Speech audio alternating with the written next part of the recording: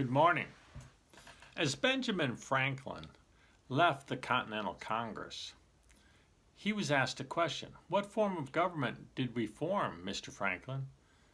Ben famously responded, a republic, if we can keep it.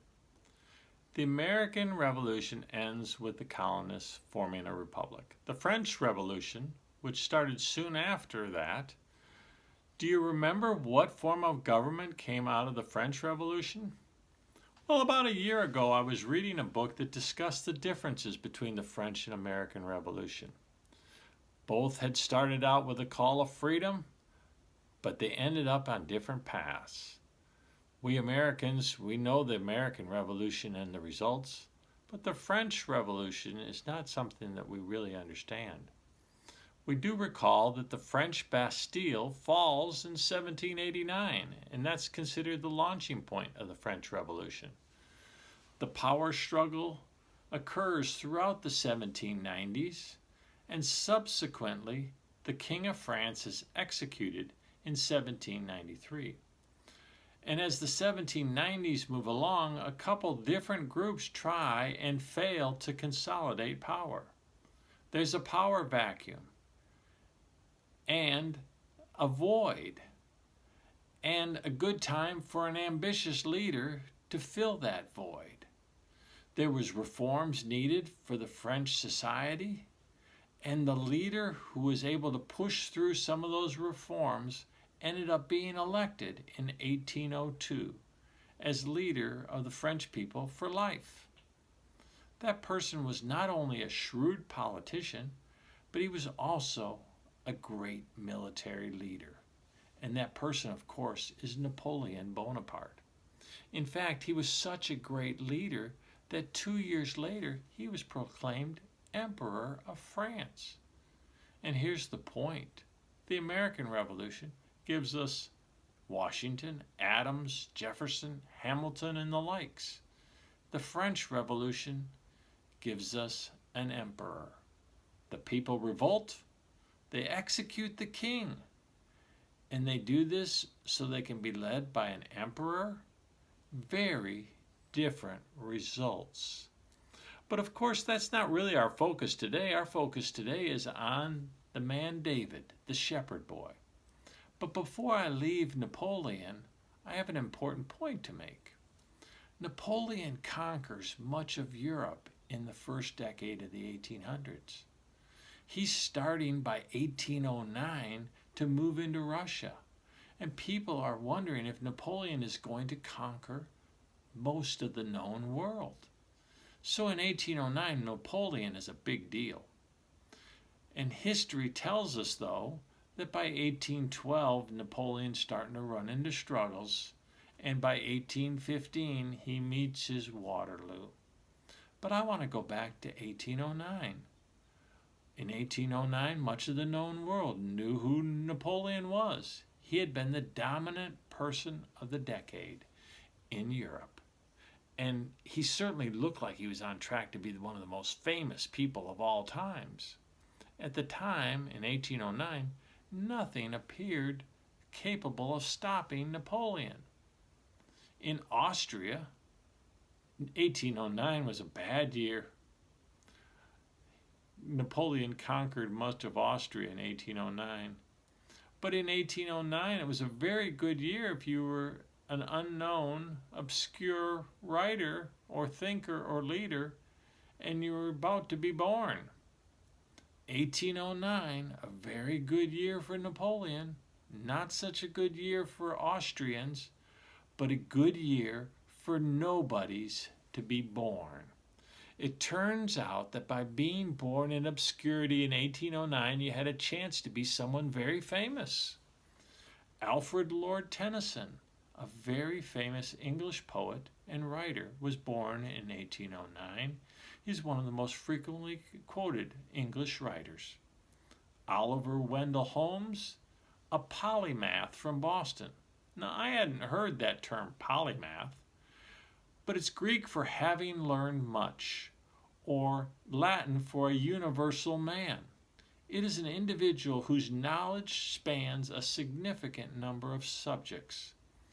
and is someone who's known to draw on complex bodies of knowledge to solve scientific problems. Such was Oliver Wendell Holmes, a poet and a medical reformer, the father of a future Supreme Court justice, and the writer of a famous poem about a famous ship of the American Revolution. And that poem saved Old Ironsides from being destroyed. And Old Ironsides still sits in the port in the harbor of Boston today as a remembrance of its use during the American Revolution, all due to Oliver Wendell Holmes. The famous poet Edgar Allan Poe was born in 1809, and so too was Charles Darwin. All of these men left an indelible mark on Western civilization, probably a larger mark than the most famous man of the day, Napoleon Bonaparte. For all his fame in 1809, Napoleon becomes a tragic figure of life, and ultimately his mark on the world is that he was a somebody that became a nobody. And today's only history buffs really know much about Napoleon and the battles that he was winning in 1809 in Austria. And then there's another famous person that was born in the year 1809, a nobody, born in the foothills of Kentucky, a nobody, born to a literate farmer and his wife, a nobody, born in a log cabin, a nobody born in 1809 named Abraham Lincoln. And that's teaching point number 1 for today's lesson, that God often uses nobodies to fulfill his mission. So as we head back to 1100 BC, Saul is the king, and his greatest concern is his image, how he looked in front of the people. And what Saul forgot, and what we forgot, is that God is sovereign and God is in control, and God has a plan.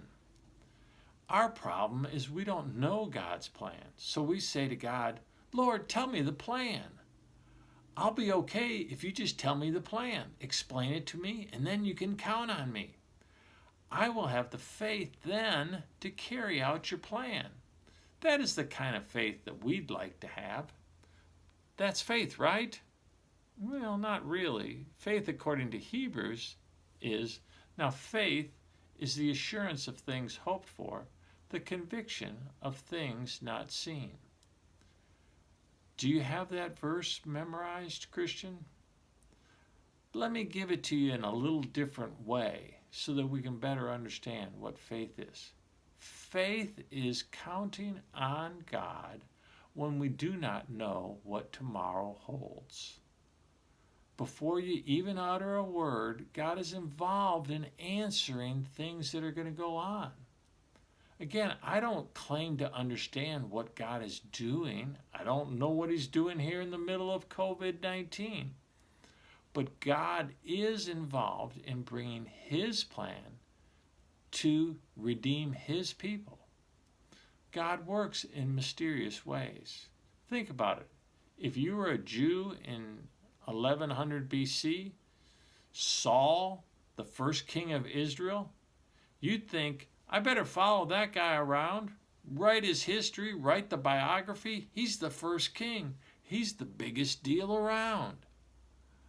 While all the time, God is focusing on the heart of a nobody that even his father did not notice, a nobody that only God noticed, a nobody named David.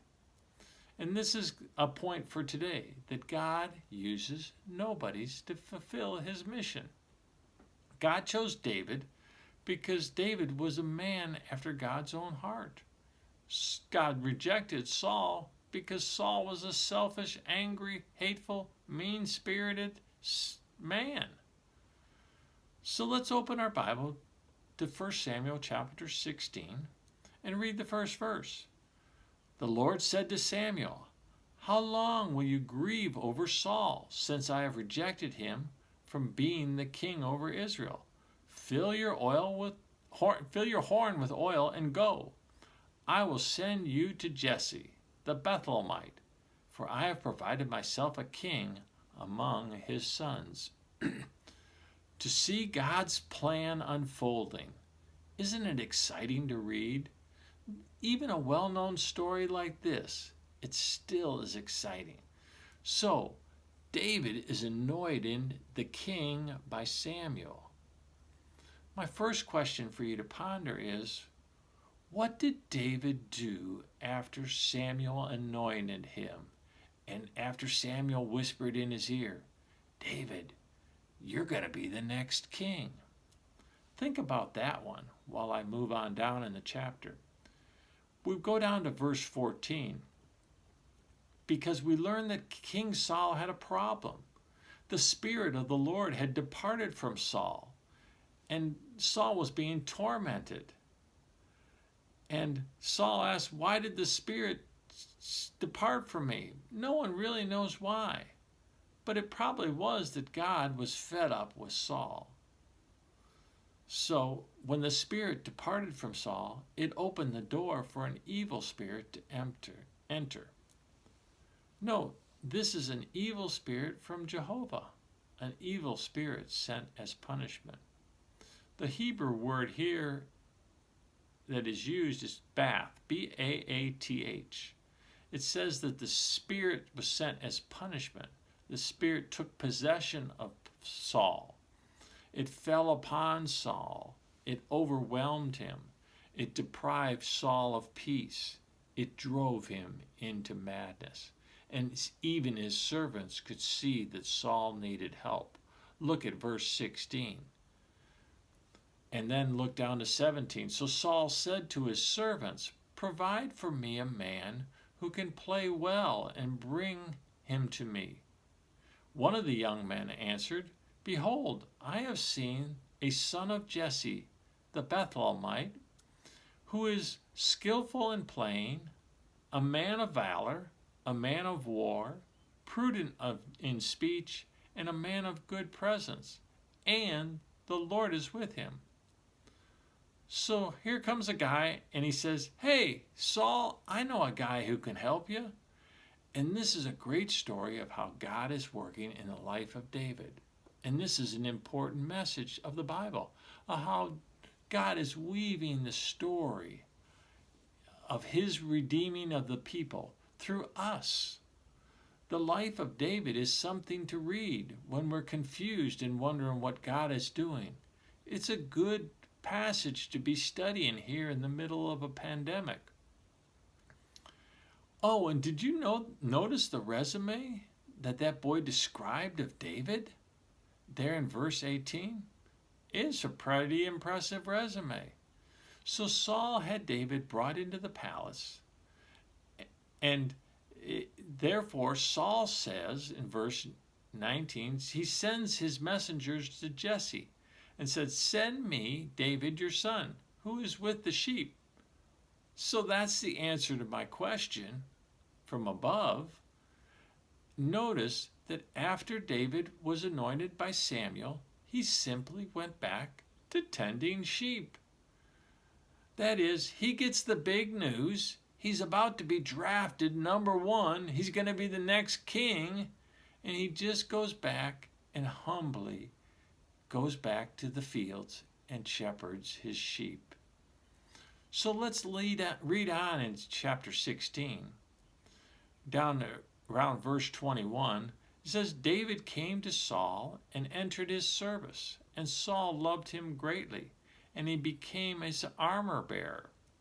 And Saul sent to Jesse, saying, let David remain in my service, for he has found favor in my sight. And whenever the harmful spirit from God was upon Saul, David took the lyre and played it with his hand.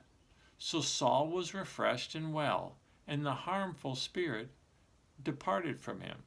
So David, the anointed future king, is brought into the court of Saul. He comes with a purpose to minister to the king in his depression. And David's music is very effective. which is point number 2, is there's something about music that soothes and ministers to us. Music is a very important part of Christian ministry. Remember that the book of Psalms, which are the songs of the people, is the longest book in the Bible. Note too that Martin Luther wrote that the next to the Word of God, music deserves the highest praise. Soft music for the heart, that is what David provides for Saul. Point number 3 is that God is in control. God is working all the time. God knows what is going on. He can get you into the right place at the right time. So suddenly here is David, the shepherd boy, in the presence of the king. Before becoming king, David gets to see the inner workings of the palace and the inner workings of power. David gets a glimpse at how to be a king. But one last quick point. Move down to the middle of chapter 17, verses 14 and 17, and please read them. And note that David was the youngest of his brothers, and the 3 eldest sons, they went and followed Saul off to battle. But David went back and forth from Saul to feed his father's sheep at Bethlehem. And this went on for 40 days. So here it is, David, the king's favorite musician, but he's still tending his father's sheep. In between musical gigs at the king's feet, he's running back to be a shepherd boy. David is now the anointed future king of Israel and the king's favorite musician. But in between gigs, what is David doing? He's tending those sheep. David, even after being put in a prominent place, is still being obedient to his father, and he's still tending sheep. That's my message for today. And let's close in prayer. Dear Heavenly Father, thank you so much for this day, and thank you for the life of David, who is a man after your own heart.